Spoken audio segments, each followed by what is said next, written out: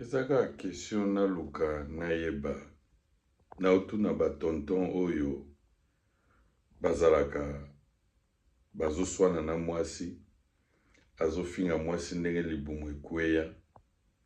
azofinga mwasi ndenge libumu eza na banduta yaya tango olingaki mwana mwasi wana azali na ba 20 ans 19 ans libumu nde ezalaki bien banduta te ekweya pe te elemba pe te